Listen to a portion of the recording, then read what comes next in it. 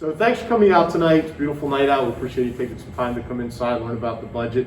That's the agenda for this evening, is just to give you all the information we have related around the budget. We had several questions submitted ahead of time, so that was great. We will include all of those in here. I will say that we put the presentation together and had it ready to roll by Friday. Some of the questions came in over the weekend. So the answers are in the presentation, but we just put the questions at the end. So we're definitely going to answer those questions, and we'll do it along the way. And then at the end, you'll see them, and we'll go back and review and touch point on those again. We did receive one literally from the time we left the office till we got here this evening. So I'll actually read that one at the end. We don't have the answers for it tonight, but we will get in touch with that individual, answer it, and we'll also put the answers on our budget webpage on the district website so that everybody can see that one too. And I'll read that at the end so you get an idea of that. For those of you who don't know me, I'm Bill McKay. I'm the assistant superintendent. I'm a superintendent. One of my first chances to say that with people because the state of the district was virtual. And Diane Richards, our CFO, is with us this evening too. We're going to split this together. I have kind of the first portion of it related to a lot of the grants, some of the fast facts around the district. And then Diane, of course, is our budget expert. She'll dig into the specifics around the budget for next year. And then we'll also have, along the way, opportunity for questions for this evening also. Here you can see the experience. Diane brings a lot of experience to the table in regards to financial. And I've been in classrooms and in school buildings most of my life. So there's the years, I'm not going to go down through all of it, but many years in education, and Diane has many years in the financial world, and a lot of those financial years were in educational financial, which is a big asset for our district that we have Diane on board to help us with that. Some fast facts to start the evening off. If you're not familiar with Governor Mifflin, we have about 4,200 students. We have over 800 employees, and we have 31,000 residents. We do run a pre-K to age 21 program. So we have 2 pre-K classrooms, both happen to be housed at Coomer Elementary, and we run through age 21. Some of our students that have special needs stay with us and graduate actually when they turn 21. So as you can see, we run a large gamut of educational opportunities for our students. And we do have our 6 buildings with about 100 acres of land to go with those 6 buildings. This slide was just to give you an idea of where we stand in the county on all the 18 districts. So the 18 districts in Berks County, we have the 4th largest student enrollment. So we have Reading, Boyertown, Wilson, are larger student enrollment districts than we are. We have the 5th largest budget in the county. We have the 9th lowest millage rate. So that puts us dead center in the middle out of 18 districts. Our millage rate is 9th. We have the 10th in regards to budget increases at 1.06%, and our per pupil spending is 16th. And that per pupil spending is one way to gauge the fiscal responsibility of a district on how much they're spending per pupil, that they're not overspending. And we like to think that we're right on the mark with that at 16th, when we do have the 4th largest number of students in the county. So the big impact, COVID, you've all lived this year with us, this little over a year now that we've been in. We try to put up some of our daily impacts. We really can't quantify all of this because you have to live it on a daily basis, which all of you are, but in the schools. So we have about 75% of our students are attending in person, 25% virtually. Those numbers have changed a little bit. Some of our virtual students in the K-6 program came back at the end of the first trimester. Some more came back at the end of the second trimester, so it's probably a little bit less than 20% in the elementary. Our high school numbers virtually have stayed pretty steady with that. They actually might be a little bit higher. Could somebody let this gentleman in? Thank you. So our numbers might be a little bit higher than 25% when you get into the secondary, but we average out at about 75 to 25 across K-12. We have added a bus run, and we'll talk a little bit about that later in the slides. Because of our hybrid model we have at the secondary, we've added that midday bus run. We felt it was important to have our secondary students in school every day. The teachers obviously have been greatly impacted by this. They are running on 3 different instructional platforms. We have in-person, we have the virtual, and then we have a blended. We have some students that will teach part of their day to virtual students and part of their day in person. We have some teachers that literally go all day virtual, online with students all day. And we have some teachers that are doing in-person all day. And some of these people have made some major switches. It's been amazing. We have some reading specialists that were in-person reading specialists This year they've been delivering online instruction to elementary students all day. So it's been amazing what the teachers have been able to do this school year in those 3 different platforms. One of our big areas that we've really felt the hit from COVID are on staff coverages. The substitute rate out there in our district, across the county, across the state, very difficult to get substitutes. The pandemic made that even more difficult to get substitutes. So we have a lot of teachers that are filling in when we have coverages that we need. Instead of doing a hall duty or cafeteria duty, they might end up covering an art class, or they might end up covering a social studies class. That's been one of the major impacts that we've had through COVID. We've done some things to help with that, and I'll share those as we go through the evening also. Food service has been doing in-person and a huge volume of not in-person students with their meals. In January, we were over 300,000 meals that have been served. That included in-person and the takeout meals that we do. All of our virtual students have the opportunity to come get their meals for the week. They pick those up at the high school. They get 10 meals at a time, so it covers all their breakfasts and their lunches for the week. Our students that are in person can take home their breakfast with them. So our elementary students will go home with breakfast for those that want to take that. And thanks to the federal government, we've been able to continue to provide meals for all of our students free of charge. So there's no charge for meals this year, breakfast or lunch, which has been wonderful. Our maintenance and our operations staff has been amazing. They've really kept us in school.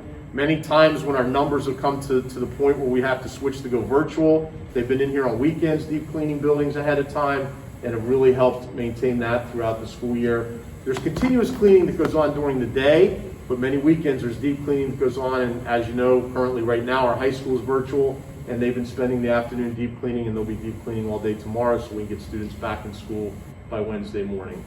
And then of course, another big impact, our pupil services department, Sergeant Toddy's here, and our human resource department, Ms. Seifert is hiding in the back there, have been incredibly involved with contact tracing. Any student contact tracing that's going on is running through pupil services. Any staff contact tracing that's going on is running through our human resource department. They contact trace all of those students. They then communicate out to all the students that are quarantined. That's all then turned over to the Department of Health, who then reviews and confirms all of that information. And that's the cycle that we've been in throughout this school year. And that has really consumed a lot of additional time related to the contact tracing and the quarantining protocols we need to follow. Ongoing impact, we listed some of the pieces of administration. As we went into this school year, we had 3 or 4 or 5 different plans, because at that point, if you remember what last spring was like, we really didn't know what to expect for this coming school year. So we created literally 3 or 4 different plans and then adjusted as we needed to as we got more information. Talked to healthcare providers, talked to CDC, Department of Health, Department of Education, so we came up with the plan that we started our year with.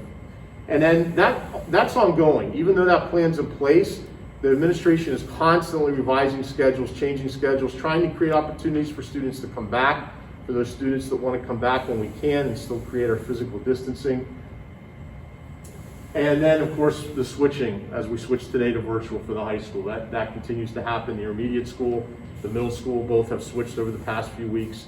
And we reach out to districts in the county all the time to gauge, and this is being seen across the county. The numbers continue to be high across the county. We're still insubstantial, and so it's not unique to Governor Mifflin. Next school year, this is a big question we get. What are we doing for next school year? As we sit here today, we're optimistic, we hope, and we really want to have all of our students back, pre-K to 12, have them here all day, every day. That's what we're going to plan for. It's one of the plans we'll make. We'll do more than one plan, but that's what we really hope happens, and that we'll be able to do that. However, with that, we'll continue to offer a virtual option. So if we still have families that, for whatever reason, they decide virtual is a better fit for them, we'll continue to offer that virtual option for those families, even if we are able to totally return to full in-person pre-K through 12. We'll also be planning for a blended return. Could look similar to what we've been doing this year with in-person at the elementary and the blended at the high school and the middle school. It could maybe have a different look to it. It depends as we go through everything, the kind of recommendations we get as we go through the summer. But again, with that one, we still would have the virtual option. We always want to have that provided for the families that prefer virtual for whatever reason that they feel that works better for their students. So here are the financial effects that COVID had when we look at 2020, 2021. If you look back to last year when we did the budget, So our final budget last year reflected a $2.5 million deficit. That was due to anticipated local revenues. And that was on all the best information we had from around the state, that we were going to have that dip in revenue loss. And our board made the decision to do a no mill increase, so zero tax increase. They realized what everybody was going through in the community, and in that pandemic situation, at that time, they decided to go with zero, realizing there's going to be a residual to that. The residual was part of the deficit, but at that time, we needed to provide relief for our community. So the good news is, our local revenue is coming in a little bit higher than had been projected, which is great, and we have received additional grant money. That grant money has come from a variety of sources, which we'll share tonight. Some is county, some is state, some is federal. And some of that money, especially the two bigger pieces of it, are spread out. Like it will be spent across 2 years and across 3 years, which gives us the ability to build a bridge to get to very solid financial footing. You can see on here some other things that happened where we had, from last spring until now, we had about another 20 or 30 students go to cyber online learning outside of the district, not our virtual learning. That comes with a pretty steep expense to the district. And we'll share those exact expenses as we go through this evening, but that is a big concern, not just for Governor Mifflin, but for other districts in our county and across the state. And I know there's a lot of conversations happening with legislators right now to try and come with some cyber charter reform. Not eliminate it, but just reform it so it makes more sense in the way that it's rolled out. We also added that midday transportation that I mentioned earlier, and that was so our secondary students could be in school every day. We felt it was imperative for social emotional reasons to have students in school every day, so we decided to do the midday transportation. And it's too early to tell right now, but we think where we sit today that deficit for this 2021 school year is going to be under $1 million, not at the 2.5 that we projected as we got to the end of last school year. So although $1 million deficit isn't good news, it's certainly better news than what was projected, and we'll continue to whittle away at that $1 million. Okay, so here's the information specific to grants. And before we start that, we wanted to talk about the fact that, so the Department of Education provides a specific grant code. So all this money will be very meticulously categorized according to the codes that are given to us by PDE. We have to give out quarterly reports on that. And what we'll do is, on those quarterly reports, we submit those to the federal government for those federal grants, but we'll give updates at our school board meeting on those quarterly reports. So the community will know as we go through, when we submit that quarterly report to the federal government, we'll also report that at a school board meeting so everybody can hear where we are with that particular ESSER II grant or that ESSER III grant at that point in time. Remembering that some of these are 2-year grants, some of them are 3-year grants. So we're not spending all the money right now in the next few months that wouldn't really be fiscally responsible to do it that way.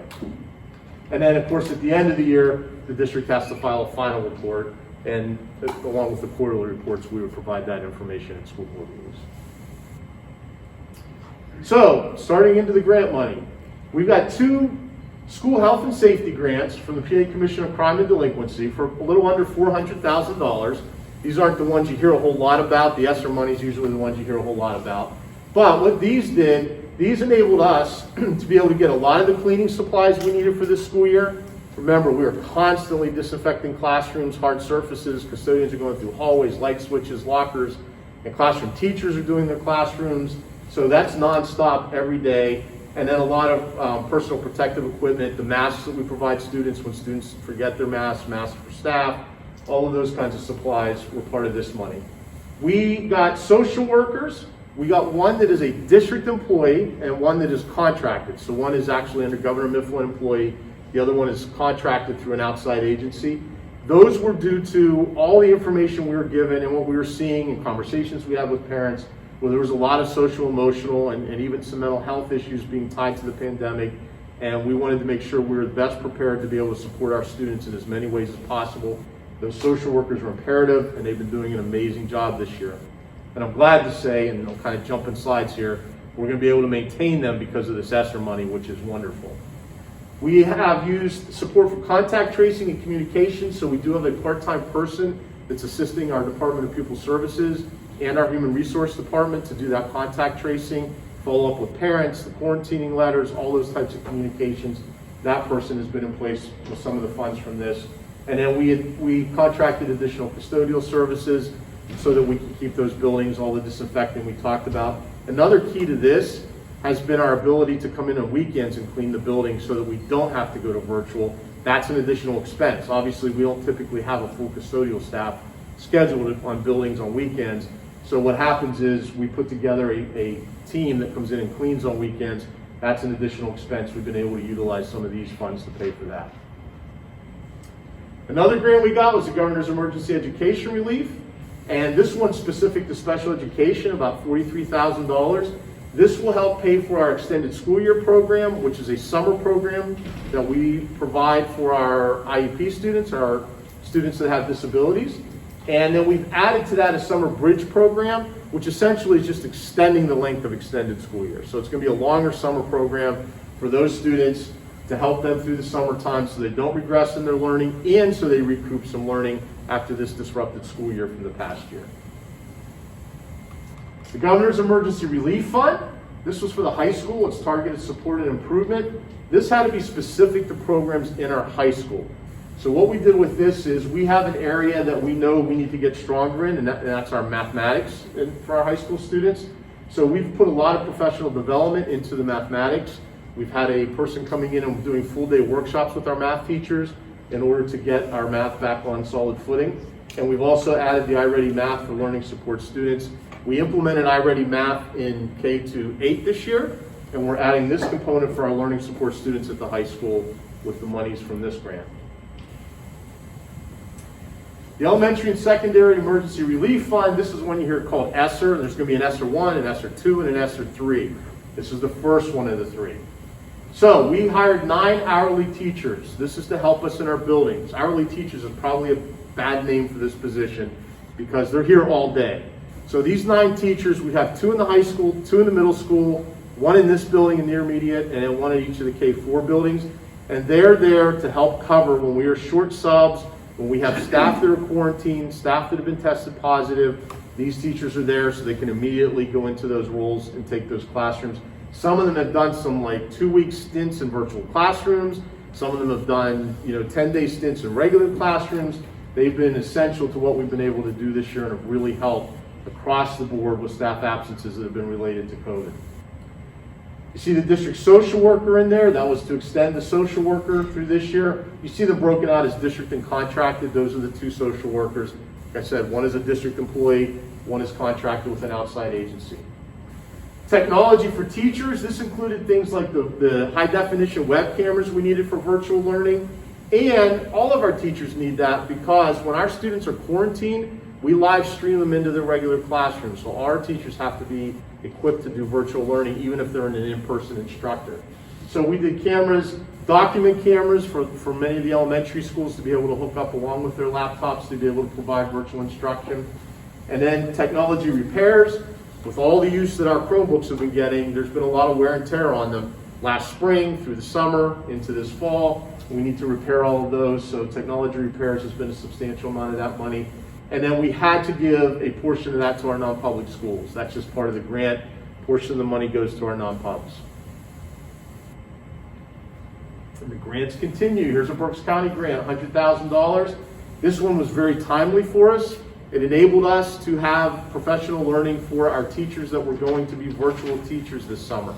So prior to the school year, we were able to get our teachers in here and be able to go through them with virtual learning strategies, how to utilize their equipment, how to best teach to a group of students that were online. So that was valuable, and the timing on it was perfect for us. And then we also used part of the money to pay for that midday transportation run that I had talked about. That's for the hybrid learning situation we have going on in our secondary schools. Okay, we're going to pause for the grants for a second. We still have 2 more grants to cover, but I wanted to go back to, because I mentioned earlier, the cyber charter situation. So we run our own GM Gold program. We've been doing that for, 5 or 6 years now. We've offered GM Gold for students that wanted to be virtual. We spend about $4,000 a student when a student chooses to be in GM Gold. When a student goes to an outside cyber charter school, it's $11,945 for a regular ed student, and it's $28,607 for a special education student.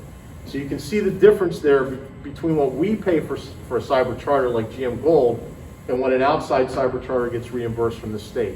This is the funding issue I talked about earlier that we're trying to address through legislators in Harrisburg on, like, can we have some reform here to bring those balances back in the funding situation, because you can see that there's a big discrepancy there between the almost $12,000 that a cyber charter gets versus the $4,000 that we can provide that education to the student for. This shows the numbers and how it impacted Governor Mifflin since last spring. We had 28 students decide, since the spring, decide to go to an outside cyber charter school. If those amounts and the number that were special education and regular education, it's a little over $300,000 that is an addition in our budget this year based on those. We are currently working diligently, creating a plan and executing a plan to try and have these students return to our school, either in a brick and mortar school, if they feel comfortable there, or into our GM Gold program or another virtual program that we supply to try and have these students come back to get to recoup some cost savings there also. The secondary transportation run I had talked about. This was something when we got together, we had feedback from parents from the spring last year, and we had feedback from teachers, and we talked to administration, and everybody, or most everybody, it's never everybody, almost everybody, really felt it was very important to have our students in school every day. There are other hybrid models out there that you're in school 2 days, you're out of school 3 days. I'm not saying there's anything wrong with those models, but for us, we wanted our students here every day. So in order to do that, we needed a midday transportation run. That cost the district about $260,000 this year to provide that midday transportation run. You can see some of that, not all of it, but some of it was covered with some of the grant money. So here come the next two big federal funded grants. This is the ESSER II allocation, a little over $2 million. We are going to extend those social workers for 2 more years, and the district social worker and the contracted social worker, so that we know we have them for the next 2 years. We know, well, first of all, even without COVID, the social workers play a very important role, and with COVID, it becomes magnified. So we know they're essential. We've seen the work they're doing this year, how much families have appreciated them, what a difference they've made in the lives of students. We want to keep those people in place. This grant's going to enable us to do that. We also know that one of our populations of students, our English language learners, have been greatly affected. All of our students have been greatly affected, but it's even magnified more when you are just learning the English language. And we are going to contract an English language teacher for 2 years to be able to help us with those students. The population that is pretty high, our caseload is pretty high at Mifflin Park Elementary. That's where all of our EL students go for K to 4. And that caseload is very high. We do have one EL teacher there, but bringing in another EL teacher will be able to really help with those students, help recoup some of the learning that was lost due to the disjointed school year they've had over the past year, and get them back on track with that. Professional development will continue, and some of this professional development will be focused on how do we accelerate, enrich, and remediate for our students based on the data we have from this past year. So what are the students that need some extra work to get caught up? What are some students that continue to be the ones that, you know, everything we give them, they eat up and they just need more, so we can help accelerate and enrich those students? And the professional development will be focused on those areas to help in the areas of differentiation and providing every student what they need. We've added some science software from this grant, and a lot of that is because of the virtual learning. It provides the science platform for our virtual learners. Mystery Science is one of the programs. Uzella Science is another one. But it's also being used in the in-person classroom. So I don't want to paint a picture it's just for the virtual. All our students are using it, but it definitely helps very much in the virtual setting. And then a portion of this budget will be used to help address that deficit that we had talked about. So we are, and you're going to see when Diane talks about the budget, we are making some reductions in operations and in personnel to address the deficit. Because we know whatever money we use in ESSER, that money's going away. So that only gives us a bridge to get to the point where we can address the deficit. So that gives us, instead of having to do it all 1 year, either through personnel cuts or tax increases, we can spread this across a couple years and take smaller bites out of that deficit to get back to where we don't have that deficit anymore. So this grant money enables us to do that, but again, we have to be very careful with it because it's one-time money. So it's sort of like if you get, you get money as a birthday gift and you use it to pay your mortgage that month, That helped you this month, but it's not going to help you all year. So we're going to use some of it, but we're not going to use all of it to cover that deficit because that's just not fiscally responsible to do it that way. We will continue to take bites out of that deficit through operational expenditures and through personnel expenditures so that we can get to a place where we don't need the grant money to cover that deficit. And you can see we have till 2023 to spend that money. So that's where I talked about we're not going to spend it all coming out of the gates. We have until September 30th of 2023 to spend those funds. This is the ESSER III money. This was the last grant that came through the federal government. And with this money, we will be running 2 years worth of learning loss recovery programs. These will be summer programs for students that we have data that indicates that they have lost learning. So they do not have to have IEPs. The extended school year I talked about earlier, those are our special education students. These students would be any student that shows that they've had learning loss or they need additional enrichment will be caught in this learning loss recovery program. It'll be summer learning. It'll extend into the fall. Hopefully it'll look like after school learning in the fall, and we'll be able to do that. We're going to contract with Kelly Services for substitute teachers. One of the big issues we face, and we faced it before the pandemic, but it's become even greater since the pandemic, is being able to cover substitute teachers. So about 5 years ago, we looked at using Kelly Services in the district, but our fill rate for substitutes then was higher. Our district fill rate was higher than what Kelly had at the time. So we didn't do it at the time because it didn't make sense for us. We've since had additional conversations with Kelly. We've talked to some other districts that use Kelly Services in our county, and their fill rate is significantly higher than ours. So by going to Kelly Services, we should be able to fill our coverages much better than we do currently in-house. So we're going to use them for 2 years. That gives us the ability to see, can they fill at that higher rate? And if they can, then we can adjust as we go past the 2 years. But if they can't, then we can go back to what we've done in-house and do it that way. The contact tracing, we're going to, we had talked about we have a part-time person right now. We're going to kind of up that position and give them more responsibilities as we head into next school year, where they'll be the person running point, and we can take some of that off the pupil services plate, some of it off the human resources plate, not eliminate it, but give them more time to do the things that they typically have to do in those departments, and have this person running the lead on contact tracing throughout the elementaries and the secondary buildings, working with the school nurses, working with the principals on the contact tracing, working with the Department of Health. Another substantial amount of this money will go to building improvements.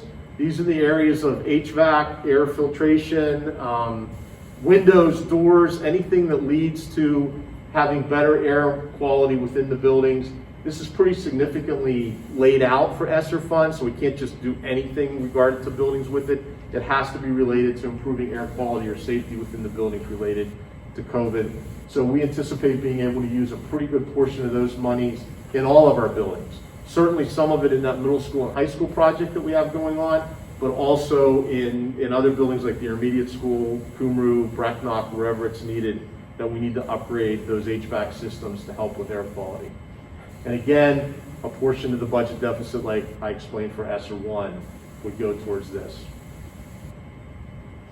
So questions specific to this, any of the information, I feel like I've been talking forever. So I spit a lot of information out. Any questions right now? We'll have a question slide at the end also. As I mentioned, questions that were submitted are also going to be in this slideshow at the end, and we'll do the touch points on those also. All right, that means it's Diane's turn. You get the clicker. So I'm going to go over, obviously, a little bit more of the numbers, and now that we've concentrated on COVID and all of the impacts of COVID and some of the financial impacts of that. We're going to discuss some high-level budget numbers and talk a little bit about what we're expecting for 21-22. So as you can see, we're anticipating total revenue of just under $73 million, and we've got expenses of just under $74 million, and a deficit on our books of $1 million. That in comparison to the 2.5 that we had in our budget that we approved for 2021. So still not a great budget. We obviously worked tirelessly to create a balanced budget. However, and as I'll describe as we go forward, it's becoming more and more difficult, even with those federal monies that we got, because again, those federal monies were very specific to one-time spending versus allowing us to just put them in our budget and cover our normal expenses and our operating expenses, which are still continuing to increase. So one thing I do want to address, which is a little odd, and unless you're school finance savvy, it is very confusing. We have on our books a true deficit, a deficit that shows of $1 million. However, our actual deficit is really only $580,000. So where am I getting my math? How does that work? That works very specifically because of one line item that we budget for in our vast number of expenditure line items. We've got thousands of them. One of those is called budgetary reserve. That line item is budgeted for $500,000 in our expenditures, and it is there really as a catch-all and security so that we do not overexceed our total expenditures, which is not allowed by school code. So it is a buffer account only, and because of that, we do not budget and anticipate and cover it with revenue because it's not expected to be spent. And if we did cover it with revenue, which some school districts do, we feel it is actually overtaxing our district because we're not expecting to spend those. It's really just a catch-all, and therefore we will always, even when we have a balanced budget here, as long as we have that line item in our budget, we will always show a $500,000 deficit, and that would be a balanced budget for us. So I wanted to explain that because there is some history as far as people looking at our deficits and what we're budgeting and what we're not, and I wanted to make sure we all understood that $500,000 of any deficit that shows on our books is really not a deficit, and is truly to the benefit of our taxpayers. So where does our revenue come from? What does our revenue picture look like? This is a really easy, quick chart that will show you what that is. You can see, obviously, very easily that the largest portion of our revenue is the maroon portion, which is our local portion. 71% of our budget is local revenue.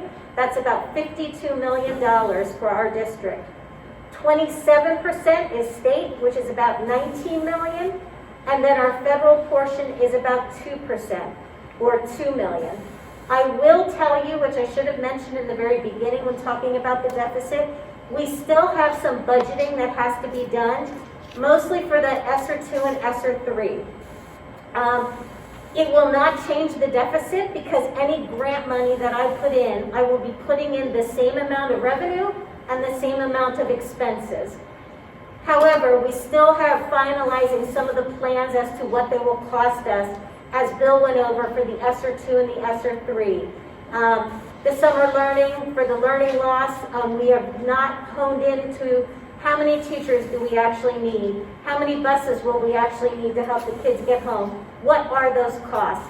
So there will be changes made to the budget numbers that were presented, but again, I am not anticipating that deficit number to change because I will just be adding additional revenue and additional expenses.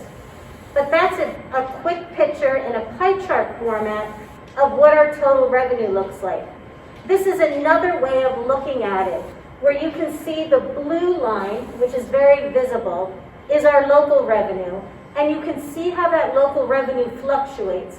Obviously, the big dip was in last year, 2021 school year, where we knew due to COVID that we were expecting some changes in our local revenue, which was our real estate tax collections, the earned income tax money that is collected by our bureau and gets turned over to the school district.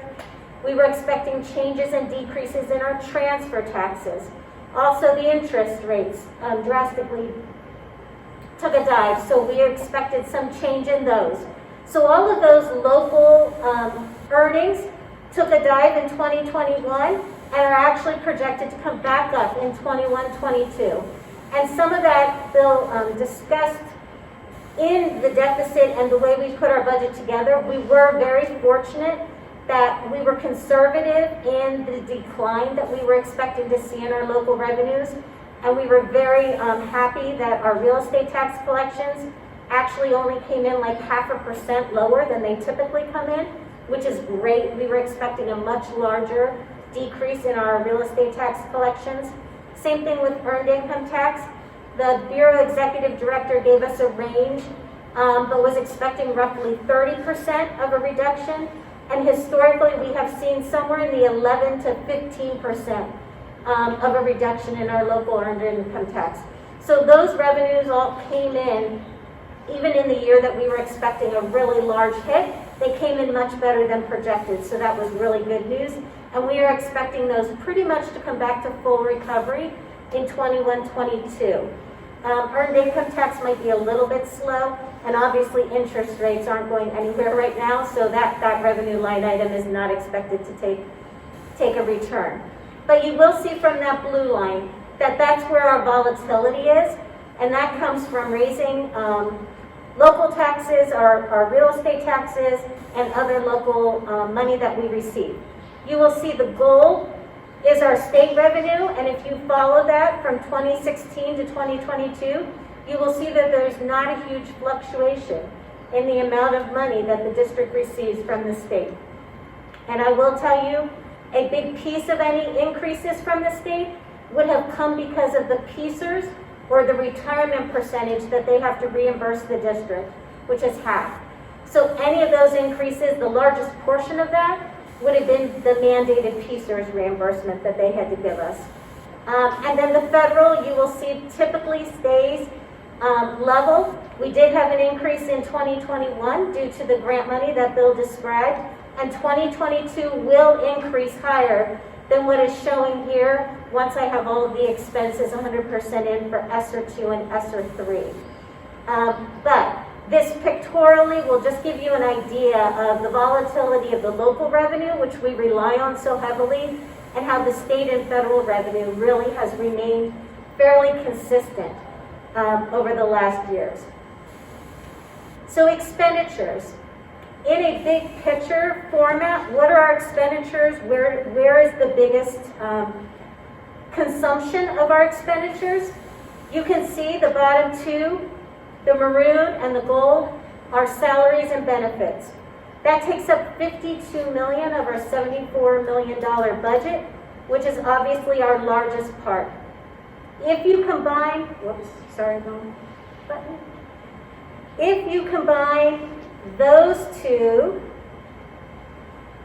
with this top purple, which is our debt, that encompasses 80% of our overall district budget, which really shows you that the other difference, which is really our consumables, which is a little bit of supplies, and our purchases, is really discretionary spending. And I will tell you, a large piece of our purchases actually encompasses our out-of-district tuitions, which really amount to over $5 million, almost $6 million. So it's not really discretionary spending. So our discretionary spending really comes down to supplies and a little bit, I mean, there's some utilities in this blue purchases line as well, but our discretionary spending is extremely minimal in comparison to our overall budget and where we see our largest hits. And there is no doubt it is in the people, which is really tough because we are in the business of educating students, which requires people. So it is really difficult when we're talking about we've got budget deficits, what do we do? Immediately, the first place to go if you want to have financial impact, unfortunately, is personnel, because it's where the costs are. But this will just give you an idea of historically from last year's budget to this year, what our ratio and components of our budget are that really make up all of our expenditures. And like I said, 80% of it is salaries, benefits, and our debt. So while we're talking about our debt, let's just talk a little bit. We don't have a whole lot of slides in here talking about our secondary campus project. But one piece of that people always care about and want to know is there any kind of millage increase? We went out and borrowed $58 million, which shows at the top with these two debt series of 2020A and 2021. We really, knowing that this project was moving forward, felt it important and timing was perfect to take advantage of some really great interest rates. We got these bonds, both of these bonds, in the 2% range, which is really pretty unheard of in school borrowing. We actually have pieces of some debt that we actually refinanced as well, which you can see. If you look here, the difference in 2021 to 2022, there's $1 million gap. That $1 million was savings that we experienced by refinancing debt before, right around when the pandemic was hit. In fact, I think our board meeting to approve that debt was literally the Monday after we shut down. So our timing on that could not have been better. We experienced some bank loans that were actually below 1%, that we were able to borrow and save tremendous amounts of money. So we obviously borrowed the full $58 million for our project, and what we did is we were able to incorporate that through 2046 to keep our debt level, our net debt. What that means is that's the difference between the gross debt we pay to our banks, our principal and interest, less the amount we get reimbursed by the state. So every year we get $1 million roughly back from the state for some of our projects. Unfortunately, they are no longer reimbursing schools for any construction projects. So our new project that we borrowed for will not get any reimbursement from the state. However, our previous projects are still getting reimbursement. So our net debt is showing at $5.6 million leveled all the way through 2046 so that we don't have any swings in our debt line item expenditure. And you will see that that amount was already budgeted for all the way back in, it's actually been that way for several years. So we did not need any new millage to cover that debt line item. So that's how we borrow money without raising millage. Now, one thing we've been very, very careful about making sure we say is that we will not request a millage increase due to the construction project. And that is evident from the schedule where we were able, after that $1 million blip, which we took all of last year, where we were able to keep our debt level. However, that does not mean that we will not be coming to the board and the community asking for a millage increase due to operating expenses and other increase that we can't control. But it is not due to the building project. It has been level funded, and that $5.6 million has been the number for a couple of years. So we did not have to change that or add any monies to that line item. So, talked about millage increase. We are in the proposed 21-22 budget requesting a $0.5 million increase. Even with that $0.5 million, as you saw when I did my summary slide, we still have a deficit of $580,000. So, $0.5 million increase is a 1.7 increase over 2021. We had no millage increase last year. However, we have the prior years and it has been around a $0.5 million. Our average assessment here in the district is about $125,000. We get that number from the assessment office. They send us a spreadsheet of all homestead and farmstead approved properties, and that's where we get that average assessment number. So an increase for our average assessment is $62.44 or $5.20 monthly.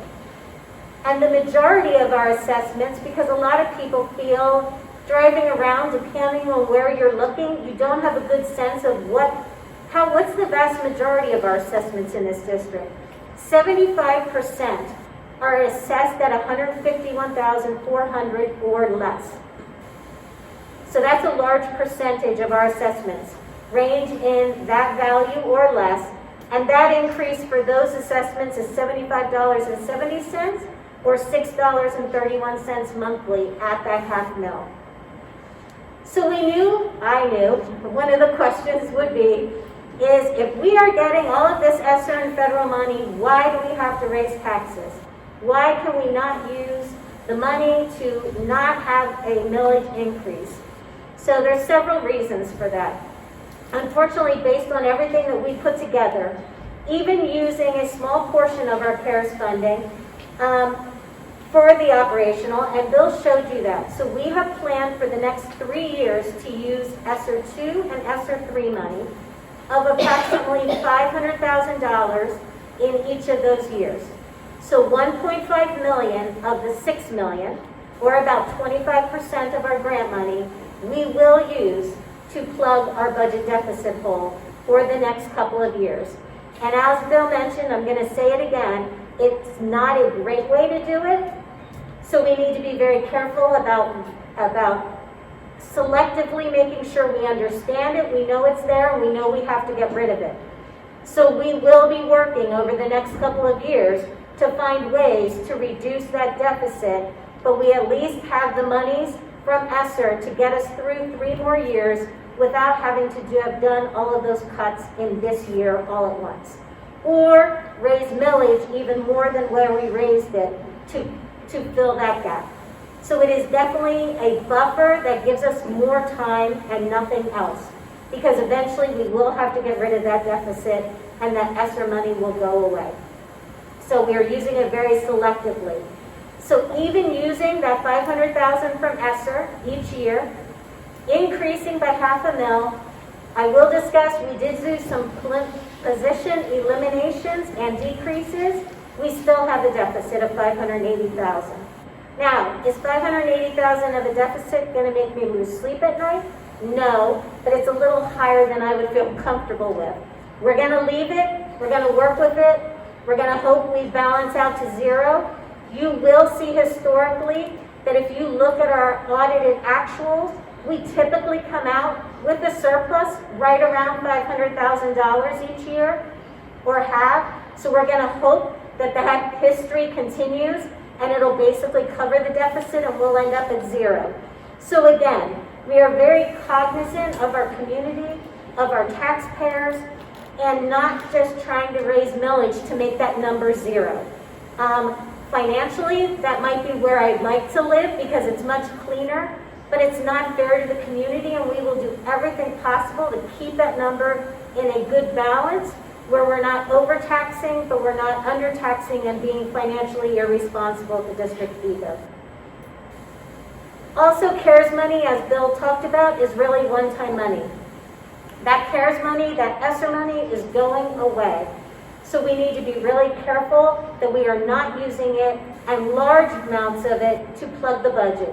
Otherwise, we will be no different when we go to do those budgets in a year or two, and we will have large deficits that will either require a multitude of options to get our budget balanced.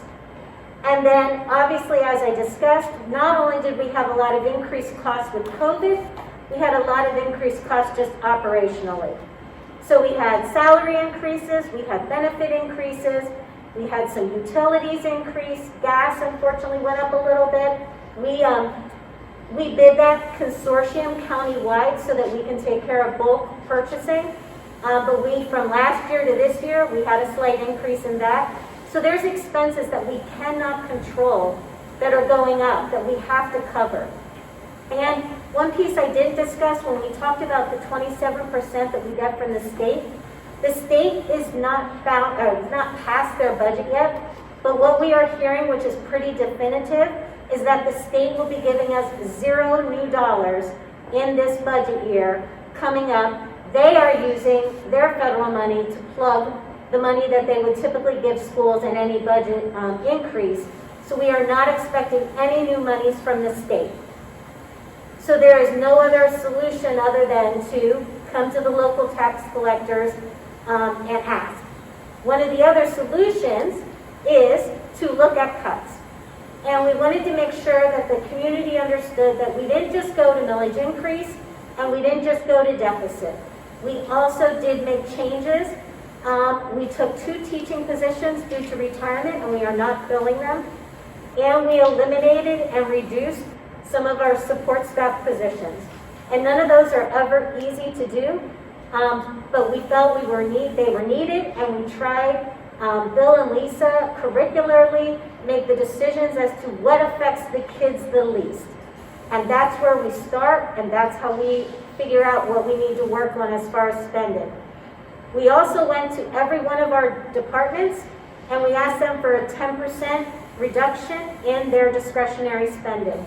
That gave us over $380,000, but every department produced a budget 10% less than they had in the prior year to help us with that deficit. So we did go and tackle other things other than just coming with a millage increase and using some of the ESSER monies. We did go to our expenditures and find a way to do reductions there as well. And then I would not be a budget town hall if I did not discuss one of our largest driving expenses that is really frustrating and very telling for the community to understand. It is also something, I don't know if you've heard about the Berks COLA, but the coalition of all the Berks County Superintendent's business managers get together, I guess about quarterly. And there are two initiatives this year are to better explain to the Berks County residents cyber charter schools and the need for funding reform and special ed costs. And this slide is a really good slide to show you what has been happening over the last 10 years. So if you look at 10-11, you will see adding these two columns together, our special ed expenditures were just a little bit over $6 million. Of that $6 million, $2.5 million was received between state and federal funding. We are now projecting in 2021 a budget that exceeds $12 million, and we are only expecting an assistance from the state and federal government of $3 million. So this yellow column shows you very clearly how little movement there has been from the state and federal government to assist us with the drastic increases we have seen of our special ed costs. And so that means it comes from the local taxpayer. Because if the state is not going to cover it, the federal government is not going to cover it, it comes from local funding and or programmatic changes that the district can do. There is no other way to get it. I think another big piece to keep in mind there is the vast majority of special education costs are state mandated costs.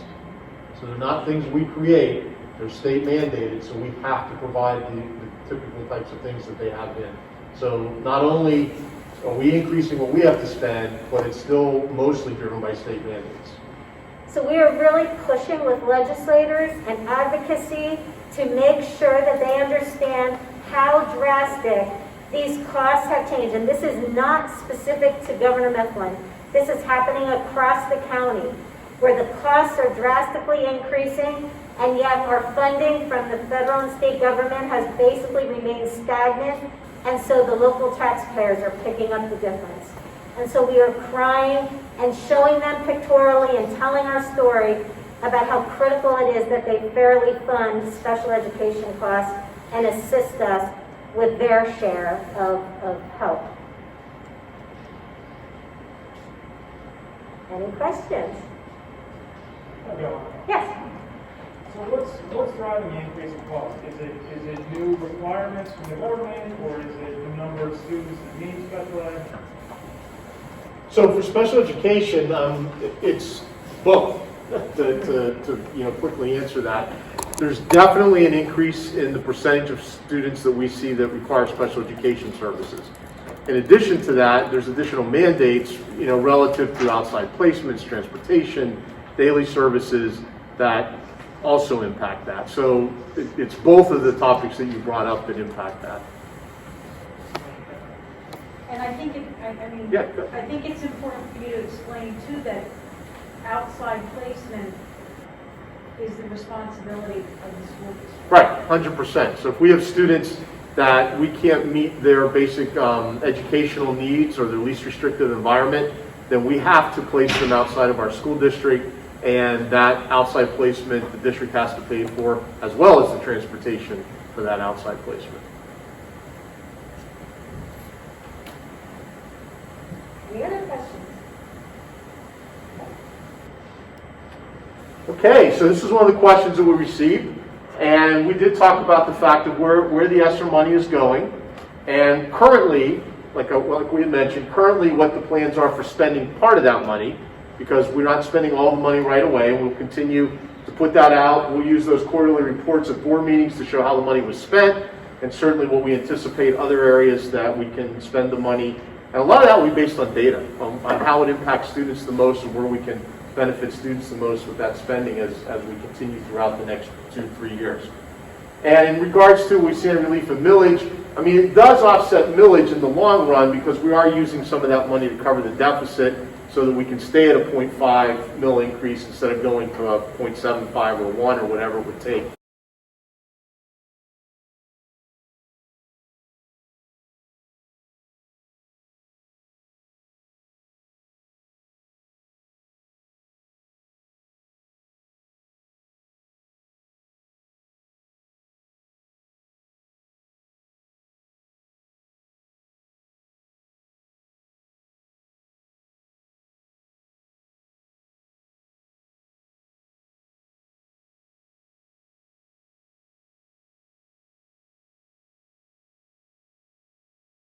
If you have any additional questions around the building project, you can go to our website and the building project page is there and you can submit questions.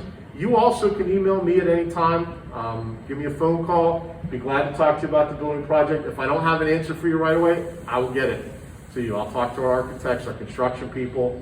If there's anything I can't answer right away when you call me or send me an email. But the building site is active 24/7, so if you get up, you have a burning question, jump on there and put the question on. And we also do project updates at every work session for our board meetings. So the first Monday of the month, we always have the architects or the construction company, they're giving an update for where we are with the building project. And the last slide. So if you leave here and you think, I wish I would have asked that question, you can go to our website and you can still give us a question. Again, feel free to email me, email Diane. We'll gladly answer any questions related to the budget for you. Call us. Like I said, if we can't answer right off the top of our head, we'll get back to you as soon as we can to give you those answers. So that's where you can look. And eventually, tonight's presentation is recorded. It will be put on that site.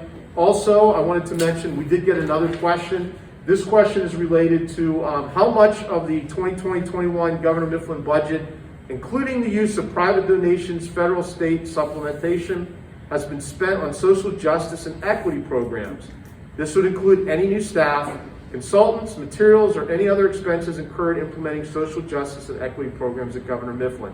So that's specific to 2021, and then that same question is asked for 2022.